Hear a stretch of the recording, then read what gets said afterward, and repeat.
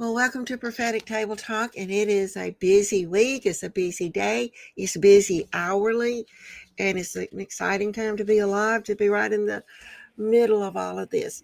So we're going to start with we're going to start with what I believe is the top news with everybody.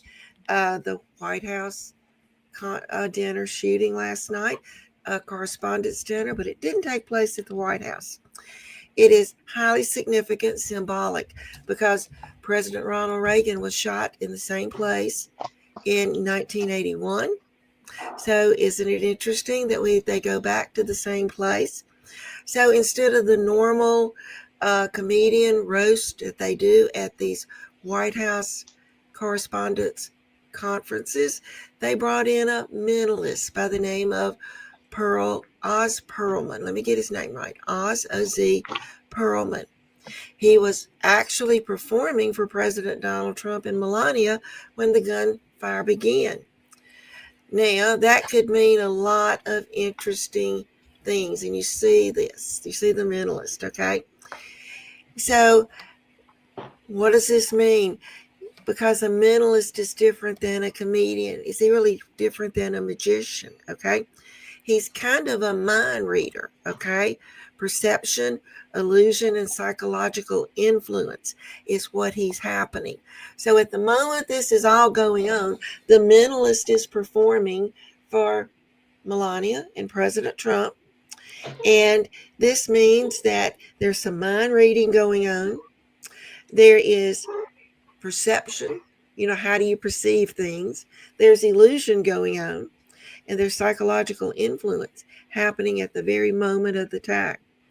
Reporters say that the shooter himself sprinted, was the word they used, past security through magnet meters and reached the staircase leading to the ballroom where top officials was gathered.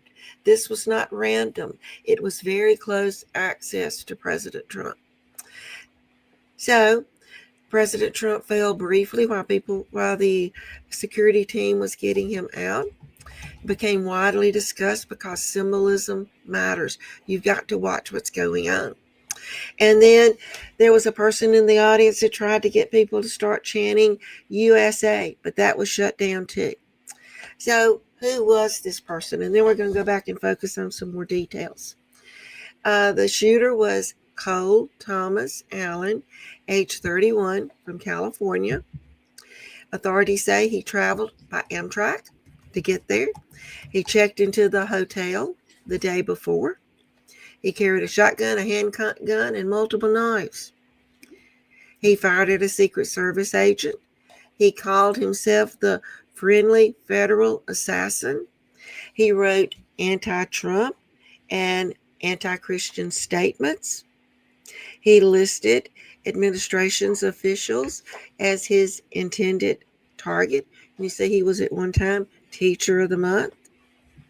Officials believe Trump likely the primary target. One Secret Service officer was hit on his bulletproof vest, okay, with a bullet. So there was many different things going on. So before we go any further, does anybody have a comment about that? Well, actually, when you start looking into Cole Allen, you start finding a lot of interesting things.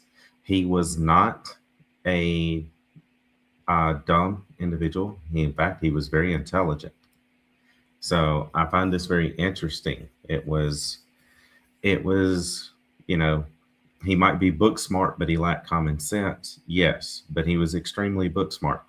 He was a former employee of NASA. He worked with NASA. So it's not just a school teacher.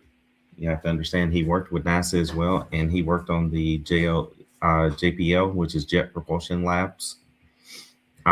He also worked in the astronomical labs on actually mapping out stars. So his background is very unique. He had a lot to say in his letter that he wrote. I don't know if I don't have a copy of it here to read, and actually, it's multiple pages long, so it would take a while to go over it. I would highly recommend to look it up and read over it. Um, the majority of the letter is him apologizing for what he's about to do to everybody, and but the heart of the letter is this is basically he was radicalized, and he was going to take measures into his own hands, and he was going to be the one who took the bullet for everybody else in order to basically get rid of Trump and the Trump administration. And that was his plans and his intentions. Wow. That's a big choice he's making for a lot of people in our country. Mm-hmm. It really is. But you have I to don't want. understand, the Democrats believe that they're the majority. They believe it with all of their hearts. They believe that they're the majority. They believe that they're right. They believe um, that they are the face and the forefront and the leaders in what is real true democracy. And I just find it interesting that they keep using this word democracy, and they never have stopped using it because Yeah, they want you to believe that we live in a democracy when we actually live in a republic. that's true. And they're trying to get us to believe a word that's not really Hmm. what is correct. They are trying to reprogram us into a democracy. You're exactly right. They're trying to program us to believe that. And it's just not true. We're not a democracy. We're a republic. A democratic republic, yes, but not a democracy. It's two different things. It is. And people, if you don't know that, you really need to take time because, you know, basically when Benjamin Franklin walked out of the hall in Philadelphia, a lady said, "What have you given us?" And he says, "I've given you a republic if you can keep it." Mm-hmm. Yep. So That if you want to means, know what a democracy is, look at France. That's a that's right, democracy. it's a democracy. Right. And a republic is where we have our God given rights. Mm-hmm. That's the big difference. Big, big difference. Okay. And a republic is you have individual choices, and a democracy is group. And you Mm-hmm. don't want group. You do not want group. Um, so basically, let's go back and look now at the mentalist. I want to take a look at him. So he was at the table when the shots were heard. Okay. And if we could go to the picture of him and Melania first, okay? When the shots are heard, if you can see, now you see Caroline Levitt is sitting beside Mm-hmm. Melania, Right but here. there's one with, yes, right, there's Caroline. But what about the one with Melania's face? Do you have that one? Because Just the Melania, video. just the video? Yes. Okay, well, let's play the video of the mentalist. All right. Was performing right then for the president, the press secretary, and the first lady. It's kind of like a pivotal moment in the trick where you're just about to do the reveal of like, wow. And we hear emotion. I see everyone swarming one table. I didn't hear any shots or see what looked like a shooter. I thought there was about to be a bomb. Like I really very much thought, oh my God, it's about to explode because of the way that it was being approached. It was incredibly surreal. I kind of get down on all fours facing left, stage left. They rush across to get POTUS, and the president gets like taken down by Secret Service, and we don't know what's going on. And he came down. You can look at the video. I don't know the distance, but less than a foot away from me. I'll never forget the image for my whole life because I'm on all fours, turned like this. They bring the president down directly in front of me, and we just look at each other for about 2 seconds. And my mind, obviously, this is like a huge adrenaline. It's just like, oh no, are we about to die? Because I thought it was about to explode. I thought that was really my instinct. Then I heard what sounded like I thought were shots. So at that point, my mind shifted. I also wasn't sure if he was hurt. They pick him up kind of, and they go out, and then we're on all fours. And I see Courtney, and I see one or two of the other people that are at the dais, and we're like, are they shooting? Like, we don't know what's going on. So I don't want to get up. So we army crawl. She went first, and the rest of us army crawl out because we didn't want to stand up because I don't want to get hit. I thought there might be somebody still shooting.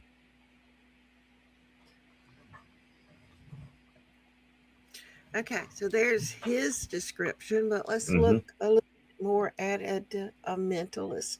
So he's a mind reader of sorts. He reads your body language, okay?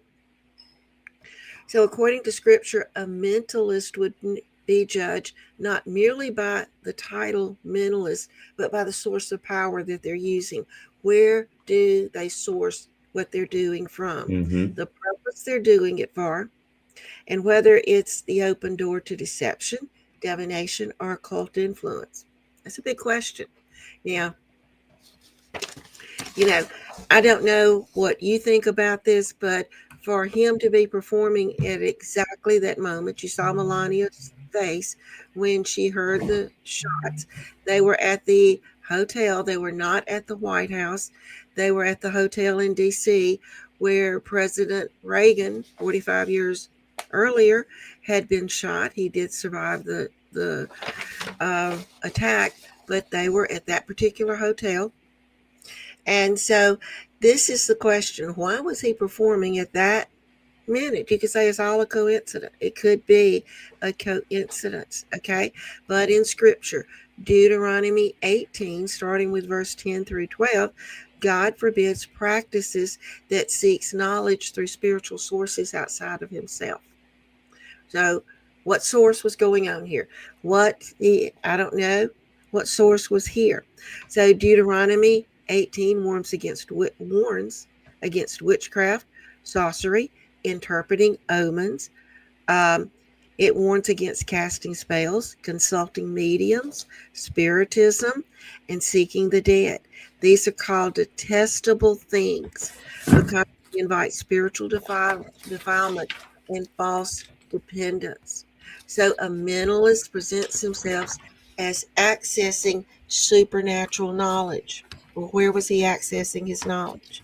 Scripture puts this in dangerous territory if I don't know the source. Matthew 24:24 says false Christ and false prophets can show signs and wonders and deceive. And Satan works through fascination with the wrong thing and works to control our perception. 2 Corinthians 10:4 through 5 teaches believers to cast down imagination and every high thing that exalts itself against the knowledge of God. So stage delusion is not alone witchcraft.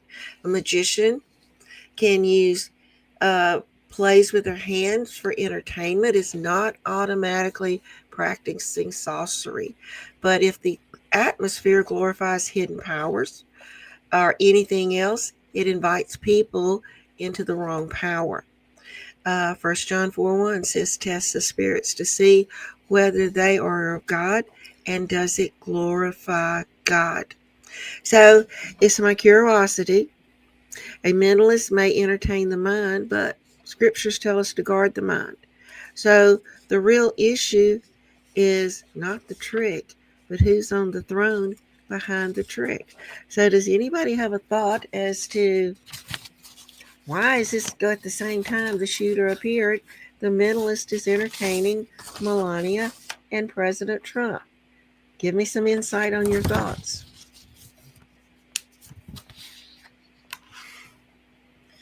Well, he's actually extremely famous, probably one of the most world famous for what he does. So basically what if you look at it from the standpoint, he's a court jester. Looking at it from that standpoint. So that's your jester that was chosen to be there. So since he's the court jester, then you have to look at who invited him. And that's going to be the big question. That is a big question. So, listeners, if you know who invited this man, why they needed the court jester there, that's a good question. Anybody else got a thought? Or post your thoughts. We'll share them. Anybody got a thought on this one? We'd love to hear it. Anything else? Sonia, do you have a thought here? Well, do I think it's a coincidence? I'll just put my 2 cents in it. No, I don't. I think the evil that was there, that was whoever got him to come should, I don't know. I don't know what to think. I do know that I believe prayer stopped it. I believe God intervened and stopped an assassination. I do too. I really do. I really do. And I believe that was the hand of God. And so I thank the Lord for that. Anytime somebody's trying to read your mind over Jesus, knowing our thoughts, that's demonic. That's not God. So I'm just thankful that President Trump's okay and nobody was hurt. And, thank God that he did not speak into the atmosphere, into behind a microphone, and no telling what was already released in that when he was talking to President Trump and his wife. So I just thank the Lord that it was stopped. Mm-hmm. Nobody. I mean, it was an intervention of, and I believe prayer stopped it. People were praying. So That's true. That's good. So Donald Trump did post on Truth Social right after the event happened. He said, quite an evening in D.C. Secret Service and law enforcement did a fantastic job. They acted quickly and bravely. The shooter has been apprehended, and I have recommended that we let the show go on. But we will be entirely guided by law enforcement, and they will make a decision shortly. Regardless of that decision, the evening will be much different than planned, and we'll just plan to do it again. And I think that's what he finally said when he did his press conference late last night, that they would do it again at a later date. Mm-hmm. So we have one other fascinating thing that came from this, and that is an interview with Press Secretary Caroline Leavitt just before the event took place. So let's play that interview. Yep. Let me get that right now. Here we go.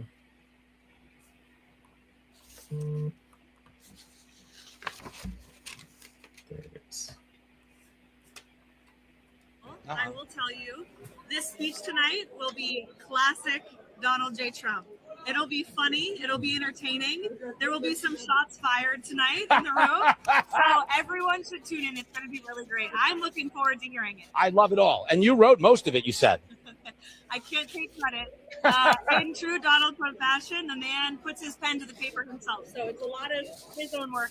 To rumble, is he not? He is. That's interesting. She said shots would be fired. Wow. A very interesting choice of words. Very interesting choice of words. Yes. And just saying, and of course, Donald Trump did say he needed the ballroom completed at the White House so they wouldn't have to be at the hotels in his interview last night, or his address to the nation last night. So he took the opportunity to definitely plug the ballroom. Well, yep, he sure did. And Democrats are taking that opportunity to say that this was all staged in order for Donald Trump to get his ballroom. Oh, yeah. Oh, my gosh. Give me a break, people. Yes. I mean, this is like junior high. They took my pencil so I would have to use my pen. Or I wanted to break my pencil so I could use my pen. It's ridiculous. It's so annoying. I'm sorry, y'all. Love me anyway. Praise the Lord. Hallelujah. You're exactly right, Sonia. That's literally. I mean, oh my word. But I think it's a compliment. You got our congressmen and senators up to junior high level instead of elementary. Oh my gosh. You would, well, I'm going to be quiet because I may say something I shouldn't say, but it's just really sad. It's just pitiful. It is just plumb pitiful. And thank God that he's building the ballroom. I mean, look how people can enjoy it. I mean, he's not going to be president forever. Come on. You know what I mean? So, I mean, it's a wonderful thing. They ought to just receive it as a gift and thank God for it. But no, they're going to complain about it if he puts his sock on the wrong foot. Anyway. Yeah. I will tell you this, talking about the other thing that's going around the internet, is everybody's trying to figure out what was written on this piece of paper. Oh, I can't see it plain. It looks like violence to me.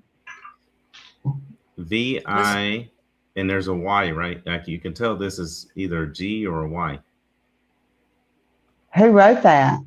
That's the mentalist. That's what he was. That was in the middle of his performance when the shots happened. That's what he wrote on the sheet of paper. Wow.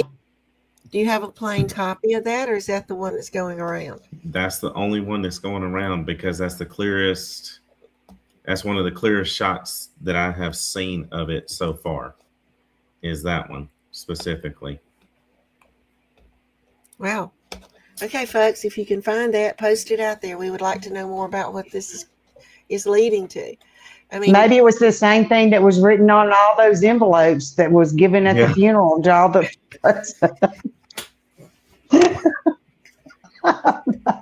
I'm sorry. that's okay. They all had upset Yeah. faces when they saw it. Whatever it was. Yeah, this is Bush the and Obama and all of them were upset at whatever was handed to them. this is the other one, which is even worse. But nevertheless, Hmm. Oh, wow. that's the other thing that's going around is to figure out what he actually wrote on there. Interesting. Okay, folks, we got some mystery to solve here to figure out what's going on. You know, you just kind of have to put the pieces together and see what's going to happen next, right? Yep. Okay, so Virginia just attempted something that on the surface sounds simple, redraw congressional district maps for fairness. When have they been fair in a long time? But what actually happened here is more serious than that. A state judge just ruled the entire process illegal from the beginning. Even though voters technically approved it, that's not something you see often. It immediately raises a bigger question. How do you pass a statewide vote and still have it thrown out completely? The answer isn't political at its core, it's procedure. Okay, so what's going on in Virginia? So they didn't follow their constitution. So they voted in the new districts and now it's thrown out. Okay, what the process actually requires is before you even get into who benefits from this, you come down to structure. Virginia's constitution doesn't leave this wide open ended. It's clear and multiple step processes designed to slow things down and force transparency so voters aren't making rushed decisions. At the baseline, it requires two separate legislative approvals, an election between those approvals, at least 90 days before voters can vote, neutral and accurate ballot language, and multiple layers of public notice and explanation. These aren't technicalities. That's what gives the outcome legitimacy. It fell apart. Instead of following the structure, the process cut across the multiple safeguards at once. When you break it down clearly, they failed roughly half of the core requirements needed to do this correctly. This wasn't a one misstep. It was a breakdown across multiple layers of the process. There it is. You want to talk more about it, Shane? No, it's basically the Democrats are trying to see this. This all started over Texas, and we all know this, where Texas did the redistricting. But the thing is Texas was doing the redistricting not because Republicans decided to do it, but because it was a federal judge that ordered the rezoning and redistricting. So since Texas did that, the Democrats have actually are trying to use that as leverage of, well, if y'all can do it, we can do it anywhere we want to as well. They're just politely leaving out the fact that Texas was forced to do it. It wasn't just a choice that they randomly made. Okay. Well, I guess they need to go back and check their facts, don't they? No, Apparently, Democrats don't believe in facts. I'm sorry, but I hate to tell you that, but I don't know of a single Democrat that will actually believe in facts. You can actually tell them the sun is shining outside on a warm sunny day, and they will argue you down that it's the moon and it's raining at the same time because Yeah, they but we do got not some- believe in facts. we've got some purple rhino Republicans that are just as bad. Oh yeah, absolutely, absolutely. You know, they had to carry Mitch McConnell out of the Senate this week because he couldn't even walk. Yet he's up there voting to make a decision, and he's not even fully coherent. That's Wow. true. He's so medicated true. and drugged up, he don't even know where he's at. But yet they carry him in and carry him out so he can vote with the Democrats. Well, folks, you need to pay attention to what's going on. You need to make some phone calls if he's in your district. So, a massive gang takedown in California. This is a very serious operation. Federal agents launched a coordinated pre-dawn sweep across Southern California. They hit around 30 locations, arresting dozens of alleged Mexican mafia members and associates. These aren't low-level charges either. A 66-count federal indictment charges a total of 43 individuals with racketeering, murder, kidnapping, extortion,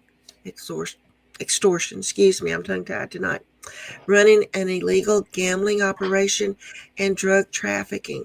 Authorities seized 120 pounds of meth, over 8 pounds of fentanyl, 25 firearms, and cash. What gives you kind of an idea of what's going on. Sounds pretty serious. Well, and I want to point this out. You notice they didn't say anything about marijuana. No, They didn't say anything about cocaine. they They didn't. said meth. And just as a heads up, meth is not a Mexican drug. It's not a drug that Mexicans are known for or they have anything to do with. In fact, meth is more well known as a white person's drug of choice. So you know their clientele. For the most part, we're talking liberal white people. It's their drug. It's their drug of choice. That's So you know their interesting. clientele. Just pointing that out. The fentanyl and the meth, both. That's what it's legitimately considered. Wow, that's interesting. Mhm. So, Louisiana mall shooting.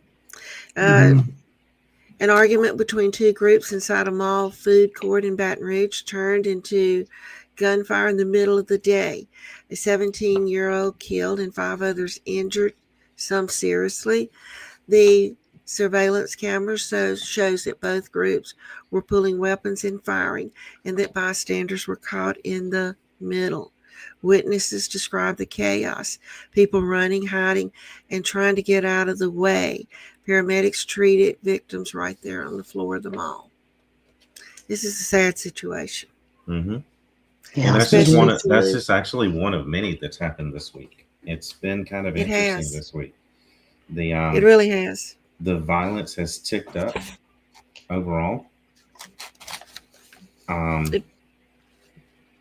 So it's anybody that's been on the edge has pushed over the edge this week.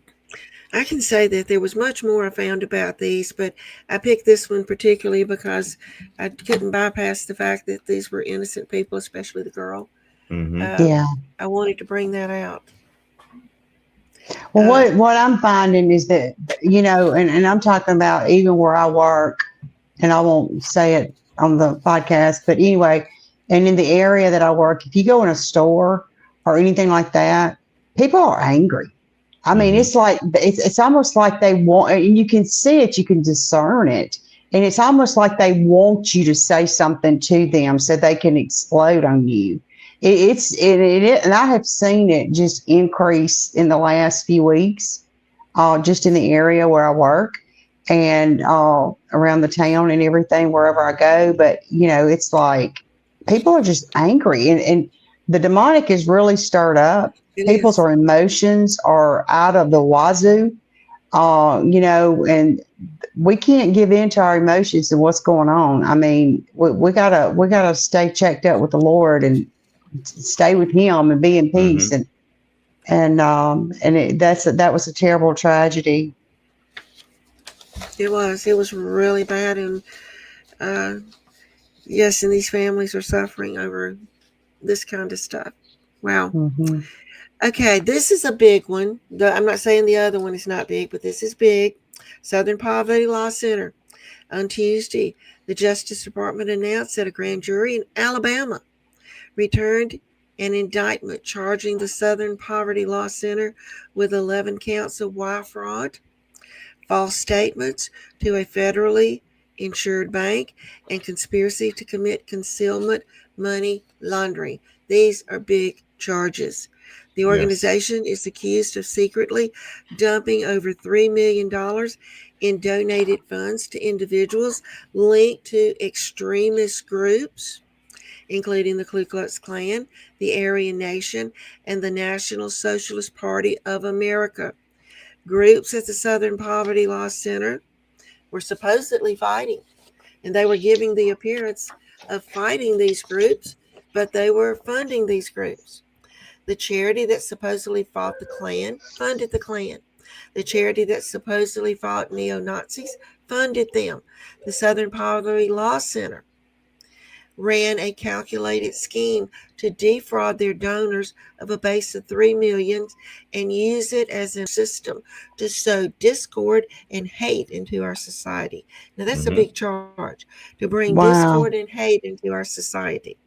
Big tech, Wall Street, and Hollywood elites funnel money and donations into the Southern Poverty Law Center, including Apple's Tim Cook, $1 million, JP Morgan Chase, $500,000, George and Emil Clooney, $1 million, MGM Resorts, $1 million. And then Apple CEO Tim Cook resigned this week. The next day, this says a lot when he resigns. Anybody have a comment about this one? Well, you're looking at it right here, and you can look at the these are the fictitious entities that they were using in order to funnel the money through. You see right here we have the Center of Investigative Agency, or the CIA, Fox Photography, Northwest Technologies, Tech Writers Group, and Rare Books Warehouse. Those were the entities that they created in order to funnel all this money through. And this right here is the actual indictment. Wow. Amazing. It's on justice.gov. Is where this is, where you can go and see it. Justice.gov. I still praise the Lord that this is being exposed. It is time that these things are exposed. Yes. Now we got to do something about this. It's got to be follow through, intercessor. Well, that the devil just showed off on himself. I mean, he just showed off on himself, because I'm going to go back up here and read this one more time. The charity that supposedly fought the Klan funded the Klan. The charity that supposedly fought neo-Nazi funded neo-Nazi. You got it. Wow. You nailed it right there. That is a strategy of the enemy. You see what I'm saying? Yes. Wow. That is amazing, is it not? Yes, it is. That's it right there. Follow them, and folks, go look at how many politicians have been funded by them. Oh, take a look. Wow. It just might tell you a lot that's going on. My goodness. Yes. So take some time and research. I'm telling you, you're going to find something. Look at your state and see how many politicians they funded in your state. You might know something about the people you're voting for. Well, I mean, let's just look at it this way. Okay, we're talking about an indictment over money. All right, let's talk about Ilhan Omar right quick. Her $30 million discrepancy where she accidentally had an accounting error, a $30 million accounting error. So she's no longer worth $30 million. Now she's only worth $95,000. It was a typo, an accounting error. Okay, but it's okay. We're going to let her slide on that one. No problem at all. You know, all these indictments and everything that they did against Trump before the election, do you know that was over $120,000? $121,000 to be exact. $121,000 accounting error is what they indicted Trump over. Yet Ilhan Omar had a $30 million accounting error. And she's perfectly okay. No problem at all. So, yeah, we need a lot more indictments going out. This is not enough. I pray this is what breaks that levee, that dam that's holding everything back. This is Mhm. the first of many, is what I'm praying for. Very definitely. That's what it needs to be. It's the first of many. We got to start somewhere, folks. So pray this goes through. Well, then we have another big mystery going on. Okay. Now, as of this week, and I think it's 12 now or more, scientists are missing or disappeared in 24 months. And the connection somehow doesn't make sense. Okay, well, I think we have a poster of some of those scientists that are missing. Yes. Okay, so U.S. scientists and engineers all gone in the last 2 years. At first, it sounds random, and then you think about what they're working on: advanced propulsion, nuclear weapons, orbital communication, plasma physics plus fusion, experimental drug development, Air Force R&D, hypersonic direct energy, not random fields. This is a high clearance, future facing tech. Then the pattern starts even showing more. Some found dead under strange circumstances, other vanished with no details. One leaves home without a wallet or keys and is never seen again. Different people, different locations. Mm-hmm. Same level of access though. Some type of work, same type of work, same outcome. The pattern keeps on going and it seems to stack together. But China also has 7 high-level scientists that have vanished or died under suspicious circumstances in the same time frame. They worked in the same fields in the same time frame. We have it going on in at least 2 different countries. Remember one time frame when the U.S. Army Green Beret blew himself up in front of Trump Towers in a Tesla? He warned us about anti-gravitational propulsion systems and how it would start World War III. Most of the deceased and missing scientists worked on something connected to anti-gravity propulsion projects. An interesting coincidence is all of these people you see here between the years 2012 and 2014 worked in the same department in the same exact project. And our recent shooter, Cole Thomas Allen, worked at the same exact time as an undergraduate in that same department as well with these scientists. So if you just want to add another layer of conspiracy theory on top of that, all of these scientists actually worked together through that time period of 2012 to 2014. And So Cole Thomas Allen was one of between 100 and 150 undergraduates that were actually working in that same department, and undergraduates that were actually working with NASA that actually he was assigned to that specific department for his undergraduate degree. And so he might be the who's next on our list. It's all interesting. So we need to research. We all need to research and pray into this and find out just what's going on, because it's all strange. And this is coming from somebody who's watched every single episode of Ancient Aliens. So I've seen every one of these guys. So, You know, I don't know for what it's worth, what I'm going to say, but I can remember when I was taking A&P 1 and 2 in college, that the professor was, I thought he was just a mad scientist. He was a scientist.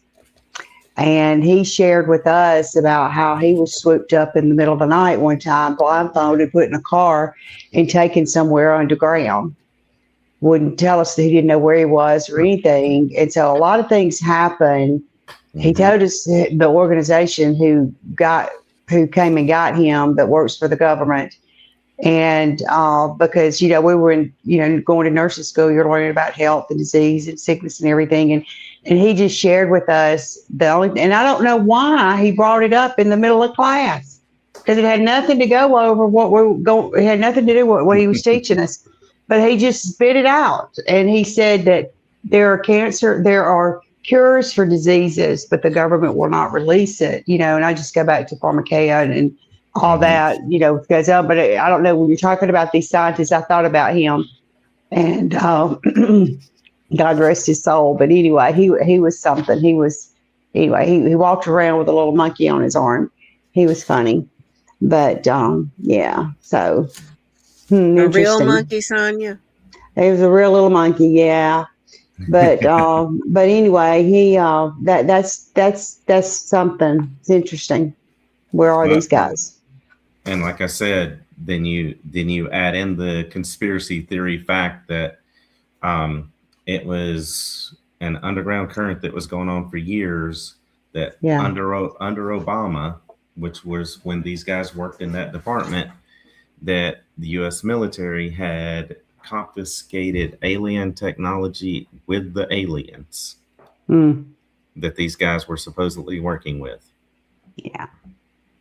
in that exact same time period. So, and I don't know if y'all seen it recently in the last couple of months, Trump has been asked about aliens from reporters. That's true. So, They're putting it out there for some reason. They want us to pick up on it. yep, So Hmm. they're trying to put it in our language for some reason. that's exactly right. They're trying to put it in our language for some reason. Well, they're trying to that and to get people thinking that it's normal, that it's a reality, and Mhm. that it's normal. Just like they do with everything else, to get us to sear to it, to where it's just a normal way of being. Hmm. It's really true. It's good. So it's not aliens. It's not demons. It's aliens. We're gonna make aliens the good guys, but in reality, they're demons. But we're gonna present them in the frame of aliens, so we don't have the mass hysteria. That's right. That's right. Hmm. So if they look really scary, they're Mhm. aliens. Okay. So Just go. and you go back to Ezekiel, your will within a will. That would be anti-gravitational technology right It there. is. Hmm. 100% is anti-grav. Yeah. There's a wheel within the wheel. And that's God's chariot, by the way. Yeah, the chariot that that Elijah went up in. That's anti-gravitational technology. That's right. And God can do it anytime he wants to. That's Hmm. right.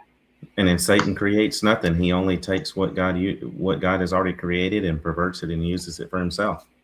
That's really true. That's good. That's Hmm. what you got to think about. So speaking of Obama, his name just can't seem to go away. Yeah, exactly. He's a retired president. Okay. U.S. Navy Judge Advocate General Corps on Monday arrested former Secretary of Energy who served under Obama, Stephen Chu. Chew. Hmm. Okay. He served from 2009 to 2013. At his home in Silicon Valley is where he was arresting. Chu is 78 years old, a Chinese American physicist and a Nobel laureate. After earning his PhD in physics from the University of California in Berkeley, Chu joined Bell Labs, where he and co-workers developed a revolutionary laser cooling system for which he won the Nobel Prize. In 1987, he left Bell Labs to teach physics at Stanford and served as the chair of the physics department from 1990 to 1993 and from 1999 to 2001. In 2009, Obama nominated and the Senate unanimously confirmed Chu as the 12th Secretary of Energy of the United States.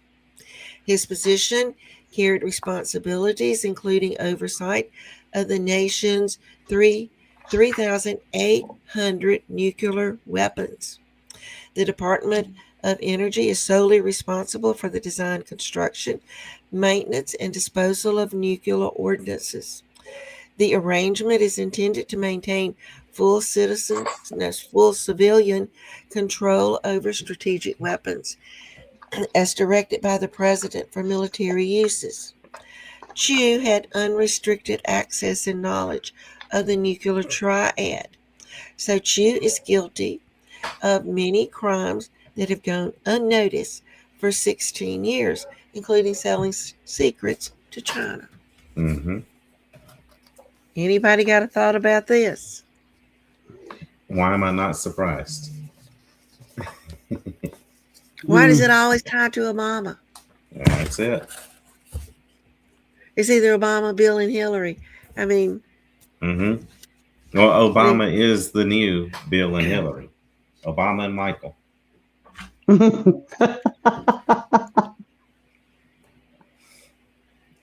Yeah, I mean, it's just the truth. we'll just think about that one, okay? Oh. Okay, Obama and Michael. this is another interesting thing. Alex Jones on his broadcast on Thursday. Okay? Alex Jones, if you watch this, and I did go look it up and watch it, okay, was weeping while holding a battle axe that he claimed was sent by someone because God told him to send it to break a demonic spell influencing Donald Trump's actions towards Iran. Jones described the axe arrival as a miracle of God's perfection, insisting Trump belongs to God and will fulfill his role if backed by supporters.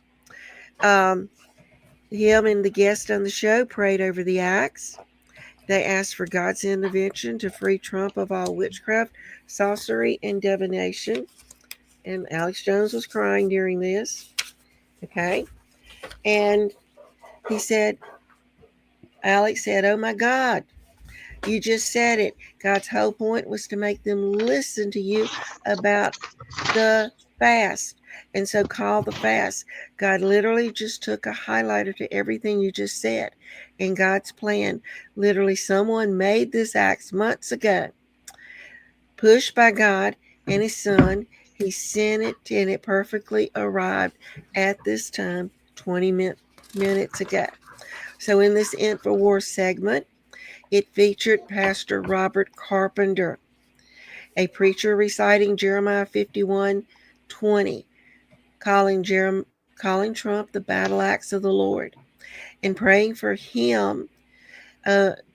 Even though Jones was criticizing him, the pastor was praying for Trump.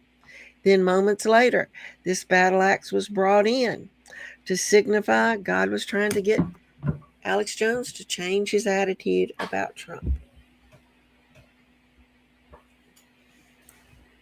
Anybody got a comment there? No, I will tell you this though. Alex Jones and quite a few others are starting to get you can't really draw the line, so this would be conspiracy theory. So just ride the conspiracy theory with me just a minute. But they're starting to get connected in a weird fashion to a pastor named Cody Deese. Cody Deese, that Vinings Lake Church in Georgia, and they are an LGBTQYZXV affirming church, quote unquote, full gospel, all the gifts of the Spirit in operation, but they are in a LGBTQYZ church.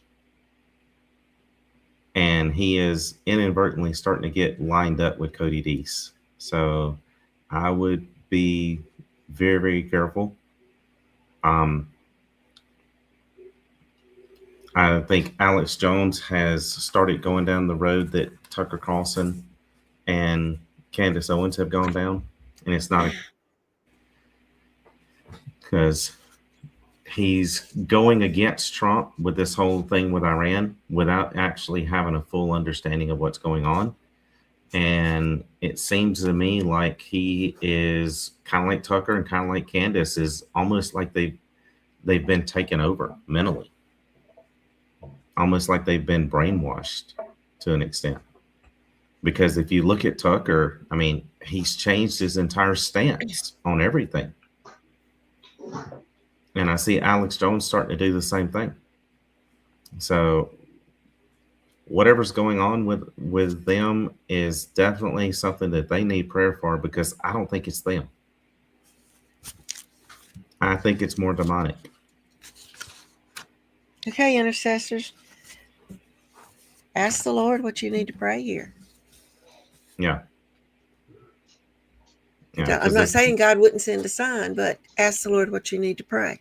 Mm-hmm. Any thoughts, Sonia?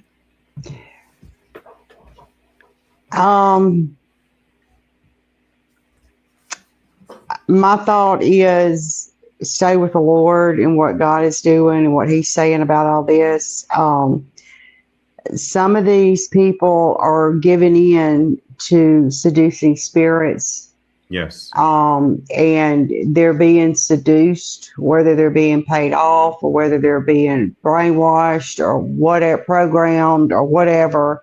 But it's basically demonic. It's like Shane said, it's seducing spirits. And we are living now. Jesus isn't coming back tomorrow. We know that, but we are living in the last days. Okay, we know that, and the Bible's clear that many will fall away from the faith. It's very clear. And, if your house is built on the sand, you're going to sink. Mm-hmm. And if it's built on the rock, you're going to stand, which is Jesus Christ. And so we, I want to say this, but I want to just say it lightly because I don't want to insult anybody and I don't want anybody to get offended. There's so much out there on social media. There's a lot of ministers out there.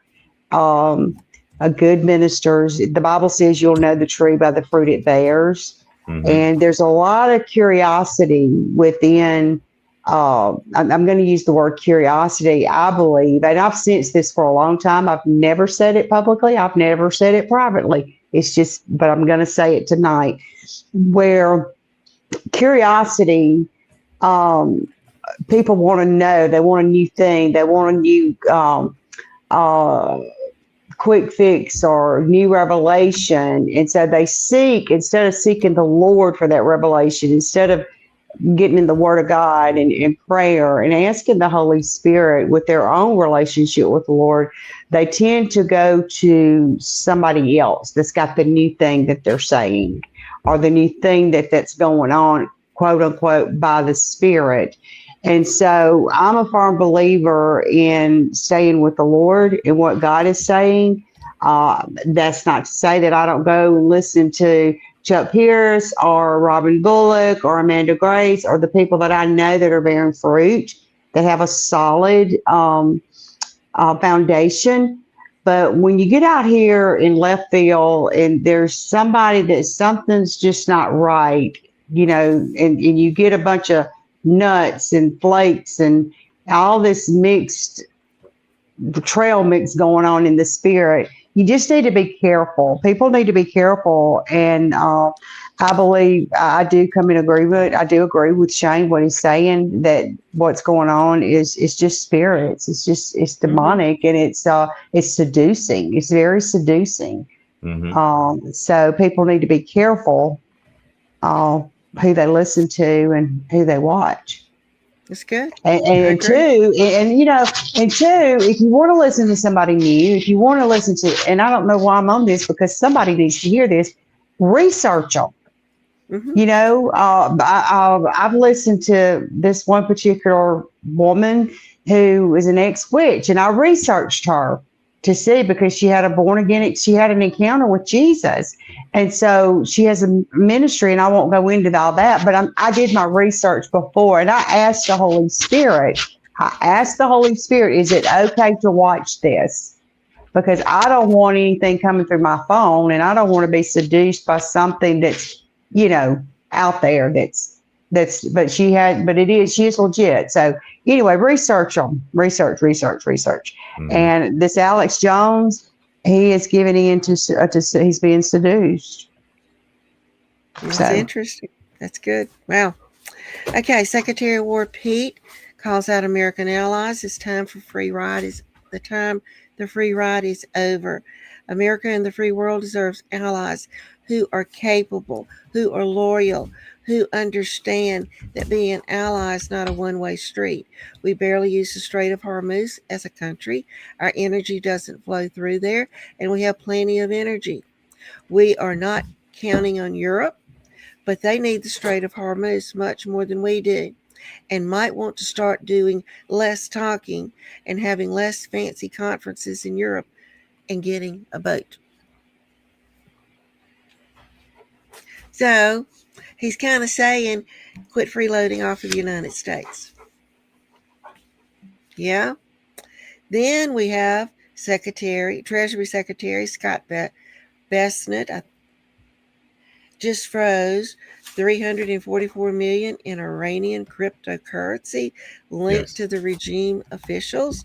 This comes after Bessent got the Gulf nations to open up regime banks accounts as they surged assets out of Tehran in desperation.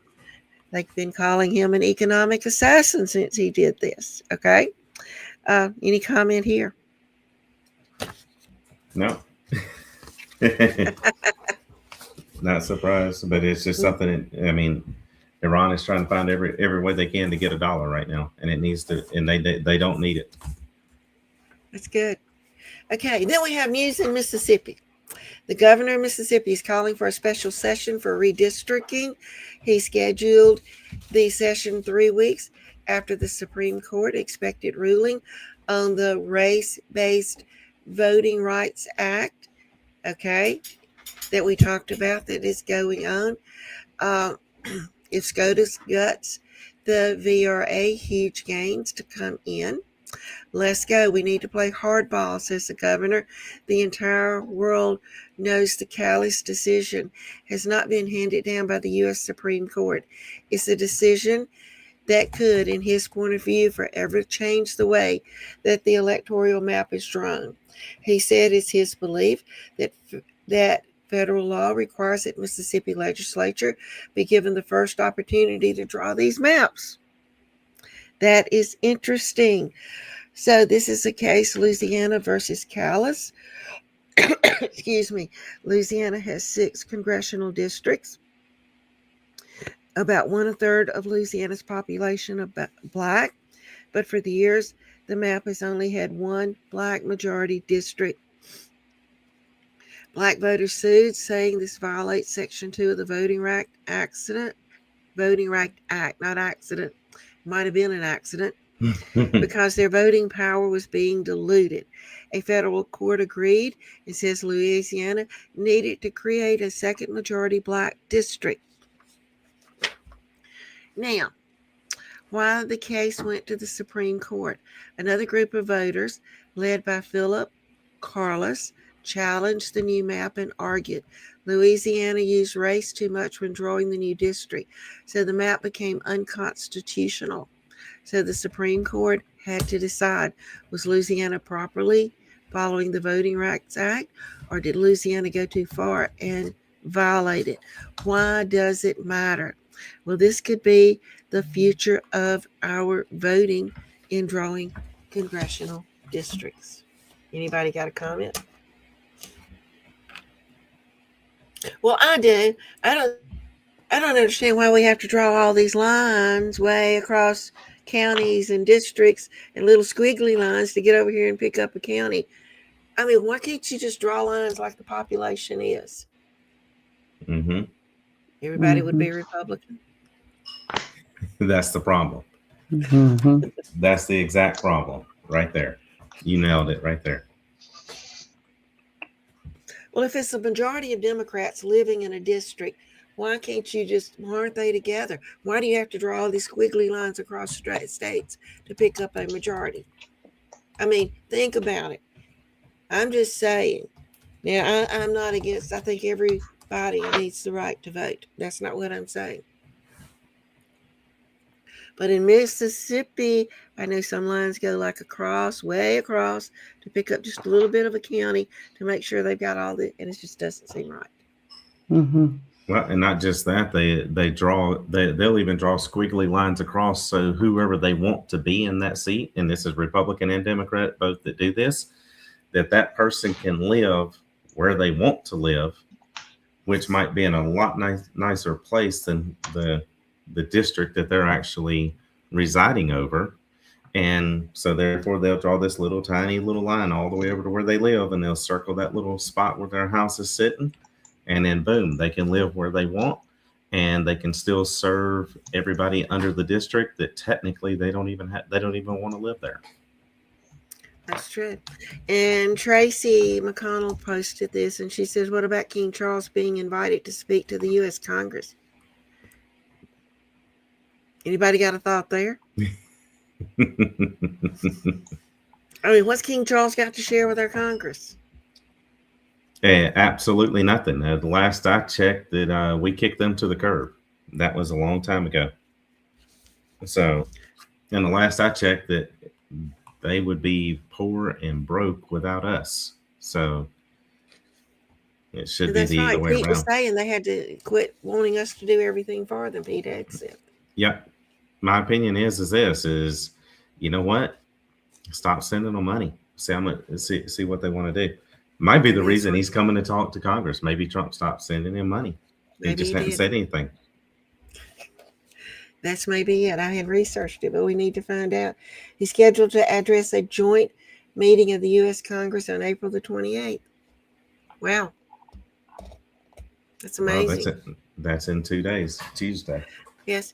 And we want to share some things about the stock market. But before we share about the stock market, just to update you on what's going on between Trump and Pope Leo, we want Trump himself to explain that to us. Okay. Hold on just a second. Let me get to Trump explaining. Yes, we thought it would be better from him than us about an update, because we know. Here we go. There we are. Let's hear what Trump has to say about Pope Leo. Pope Leo on Truth Social. I don't think he's doing a very good job. He likes crime, I guess. He hit us. Think of it. He's worried about fear. What about the fear when the ministers and the priests and all of those great people that were arrested during COVID, and in many cases they're outside 10 feet apart and they were arrested. So we don't like it. We don't like a pope that's going to say that it's okay to have a nuclear weapon. We don't want a pope that says crime is okay in our cities. I don't like it. I'm not a big fan of Pope Leo. He's a very liberal person, and he's a man that doesn't believe in stopping crime. He's a man that doesn't think that we should be toying with a country that wants a nuclear weapon so they can blow up the world. So I'm not a fan of Pope Leo. Just thought you might like that one. But the stock market is doing something strange, Shane, if you want to pick that one up. Yeah, I'll go over this real quick so we can get into the prophetic words. But I want to show everybody this. This is actually an order block chart. This is what I actually read, and this is what we use for the work that we do with trading. So this is the order block for the NASDAQ. And what I want to point out is we are at all-time highs right now in the stock market. But the biggest thing that I want to point out, and I apologize, this is a screenshot, so I couldn't get a clearer picture. And if I run this system while we're live streaming, it would use up all the internet. We wouldn't be able to live stream. But usually right here at market open at 9:30, this 5-minute order block is usually 1.2 million plus in the first 5 minutes. We're running right here at $35,000, not 1.2, not 35 million, $35,000. Then we come down here and we have $52,000 of sell-off. And then our next 5 minutes that we're sitting, and mind you, this is only 10 minutes after market open, a total of $414. $414. And explain to me, how do you get to all-time market highs with no money flowing in the market? The last 2 months, we have had less money flowing in our markets than we did during COVID. So the amount of money flow right now, and the cash flow and investments in the markets are at all-time lows, but yet we're at all-time highs. So seeing this, my concern is this Trump pushing the U.S. dollar for manipulation and devaluations and revaluations of the U.S. dollars for his trade deals in order to make up for the tariffs that the Supreme Court took away? Or is this the actual Democrats setting themselves up for what they believe is going to be a victory in November and to make Trump look bad? So I can't tell you which way this is going right now. All I can tell you is this is not normal at all. So, Okay, folks, so watch the markets. It's going to be real interesting, and you know what's going on behind the scenes. Well, okay, and to answer some questions people are posting out there, President Trump had invited King Charles for a state visit to the U.S. concerning the 250th anniversary of Americans' independence. I guess you invite the country you defeat. I guess that's what you do. And Congress leaders invited him to speak to Congress. It was an invitation signed by House Speaker Mike Johnson, Senate Majority Leader John Thune, I think I said that, Senate Minority Leader Chuck Schumer, and House Minority Leader Hakeem Jeffrey. And there will be a joint meeting on this. This is where the invitation came from. Very interesting. Thanks for asking. We'll get the information out there. Wow. So he's here because I guess he's the defeated foe? Or was his country was the defeated foe? I don't know. I'm just asking questions. Same here. Wanting somebody to respond. Well, okay. We have Amanda Grace, and we're going to pick out a few things from Amanda Grace. This was a prophecy that she's warning us about today, April the 26th, 2026. Sonia, if you'll pick that one up. Well, if you go back and you read it, you can go back on her blog and read what happened in Mexico. What had happened was a shooter was standing on top of a pyramid. That's a very tourist site, and started shooting and killed a Canadian girl.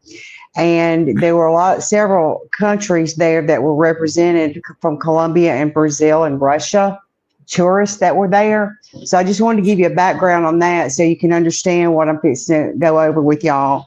But what she said, this is not an ordinary of what just happened. This has been made into an altar, and it's called the Pyramid of the Moon.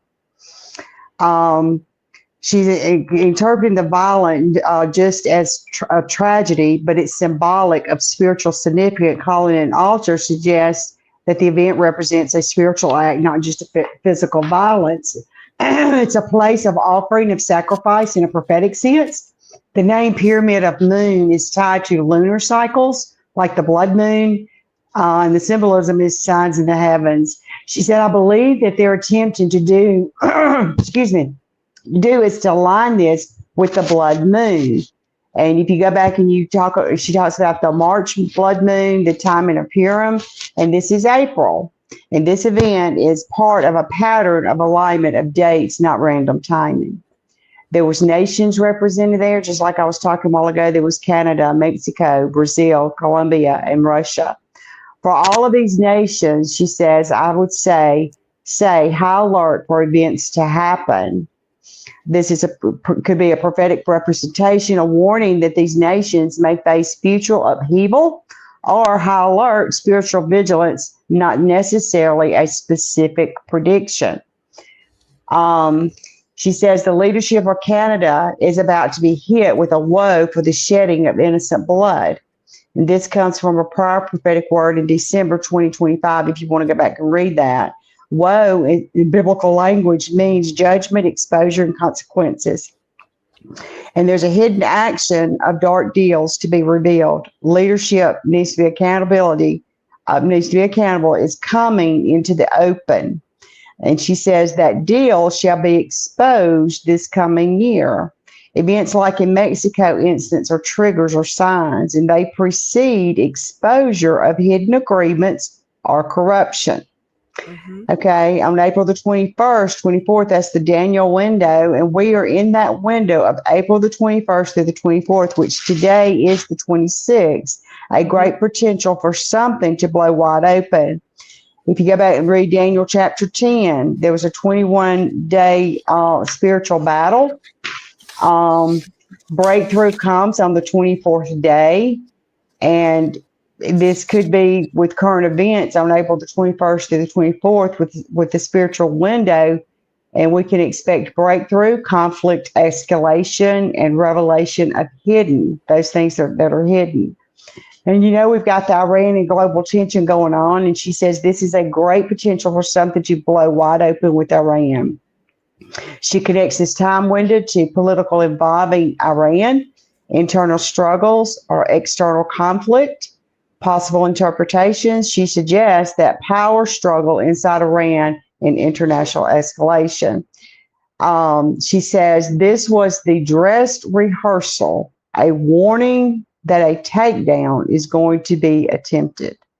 She refers to the red liquid thrown on Reza how you pronounce that, Shane? Pilava?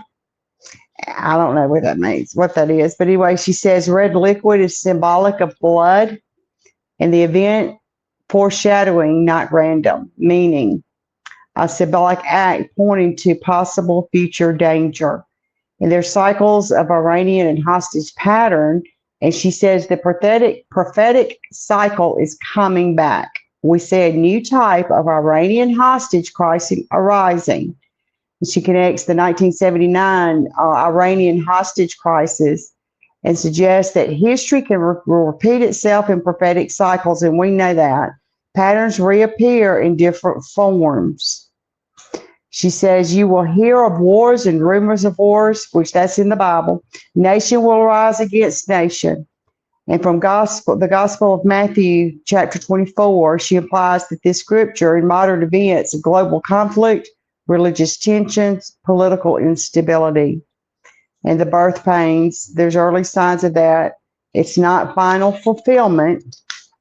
And she goes on to say that Haman and his 10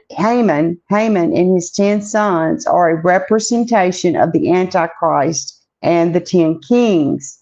She links multiple biblical patterns, the book of Esther, Haman plus his 10 sons, the book of Revelation, the 10 kings, the book of Daniel, the 10 horns.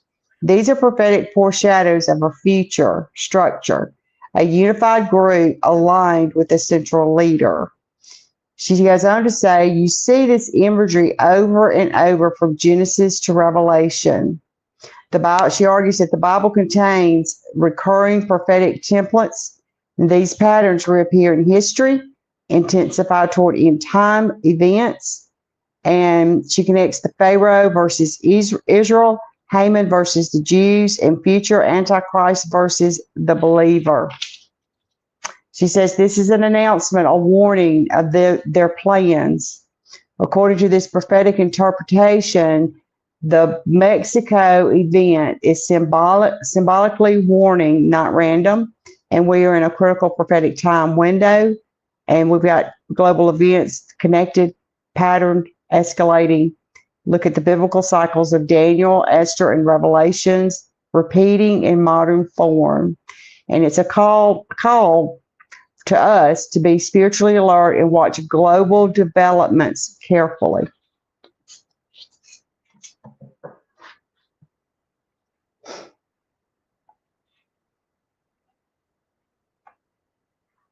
Shane, Ruth Ann, I can't hear you. You're muted. There you go. There we go. Yeah, we had a little bit of a skip on my end on the internet. I apologize. Yeah, I apologize too. Mine skipped out a little bit too. Can y'all hear me okay? Yes. Yeah. Okay. Well, we had a little bit of a skip. That was great. Not great. It was kind of like, where did we go? I thought we were riding into some wormhole or something.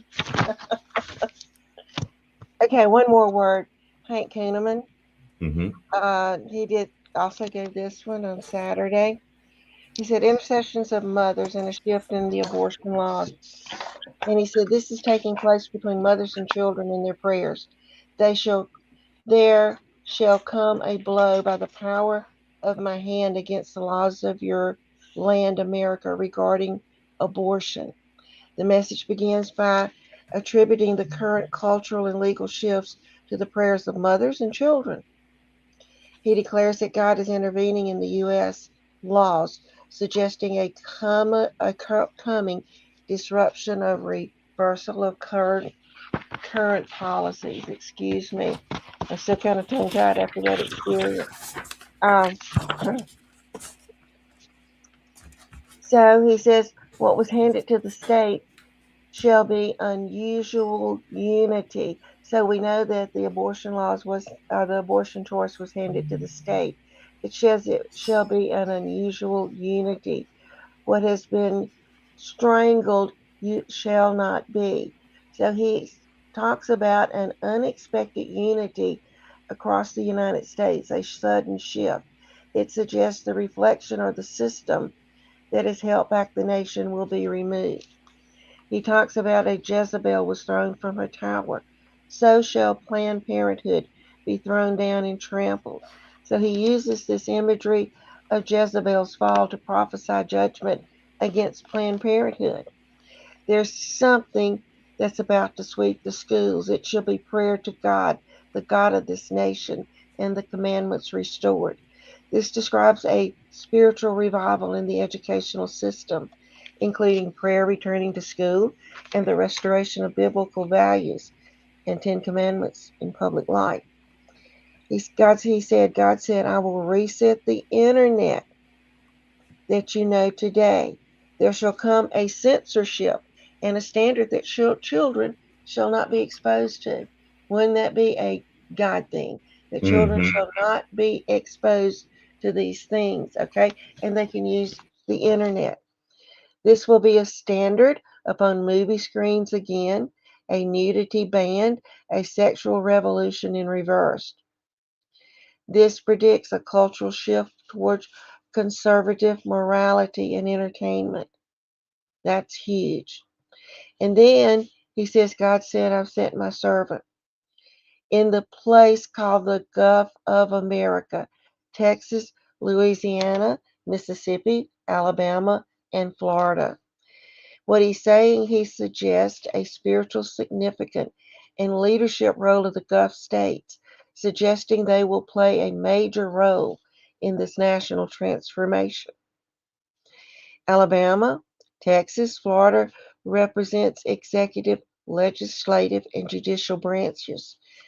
This symbolically links specific states to branches of government, implying they will influence or reflect the leadership and the government changes in this nation.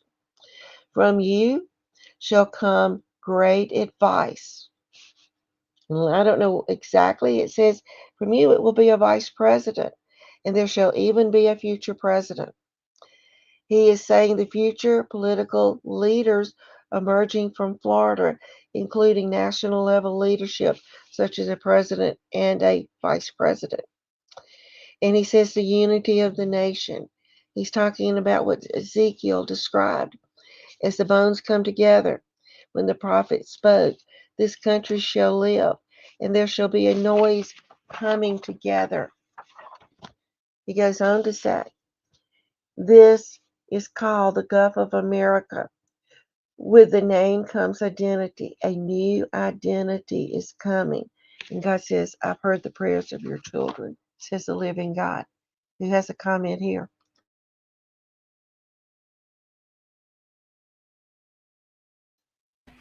Well, this sounds like exactly what we were. I mean, this is one prophetic thing confirming another prophetic thing. We're actually coming into May. And remember, we're looking for that May 17th day. So we're coming into May, right around the corner. And so what I'm looking at right here is, since that's just right around the corner and these prophetic words are lining up to a huge shift. And I think this is part of what God's actually preparing his people for, is this huge shift, to be ready for it, but also to be a part of it. That's good. Sonia, what do you want to sum up here? I really don't. I don't know. I don't really have anything other than it's a lot of interesting things going on, and it just continues, and it's just I don't really have anything to add or take away from it. I just think it's kind of interesting because I just remember when Pasquale was at our church and he had a prophetic word about our nation turns something happening, and it came forward to watch the White House, and it's just interesting what all is taking place at the White House within the there. I don't know. There's a shift. There's a major shift that's taking place within the government, within and with all the chaos and what happened yesterday with President Trump at that dinner. It's just the enemy's not wanting to turn loose, but those structures are coming down, and I'm serious, y'all. Well, we know this, but people need to really get to know it and really get it in their spirit, because I really feel and I really believe that things are fixing to really take a turn in a with this showdown between good and evil. And it's gonna be good. It's gonna be a good turnout. It's gonna be good. It's gonna be good. And so I really don't have anything to add to it. It's just I'm just sitting here just grinning on the inside because I know what's coming. I mean, I know in my spirit. I can't explain it when it's in your spirit. I can't articulate it well with what I feel, and it's exciting. And it's just good. That's all I'm gonna say. It's just good, y'all. Y'all better hang on. Hang on, or either just soar with the Lord. So I don't know. Yeah, I don't know. I'm not making any sense. I'm rambling because I can't explain it, and it's really frustrating when you have something in your spirit and you can't articulate what you're feeling, or you can't get it out there, because it's going to sound like a word salad to somebody else. If I try to talk. So I'm gonna hush. We don't want word salads. No. No. And some people are asking, what is May the 17th? That's when President Trump is going to rededicate our nation back to God. And we're so excited about that. And yes, we must continue standing in the gap and declare the word of the Lord over what's going on. Yeah. That is so important. Shane, do you want to sum up anything on the finances that people need to look for?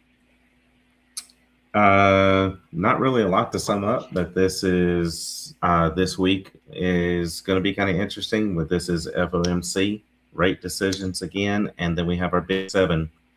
Our Big Seven earnings are all this week, so we should see a little bit of shaking in the mix this week as far as the stock market is concerned. And isn't it getting close to the replacement of Jerome Powell? Yes, thank God it is. We are getting closer. We're counting down the days. I think it's, 47 or 48 days, something like that. I mean, we're counting them down. Okay. So we wanted to say one more thing. We want to say a happy birthday to, you'll put that up. We can't leave and close out our talk tonight without happy birthday to Melania Trump. She's 56 years old today, and she gets to celebrate as the First Lady of our nation on her 56th birthday. Isn't that exciting? Well, so give us a thumbs up, share the show. Join us next week at the same time, same place. We're so excited about all that's going on. We're so excited to watch what God is doing. And we hope this helps you put everything together. So be blessed, and we'll see you next week. Shalom, Good night, shalom, everyone. everybody. Good night.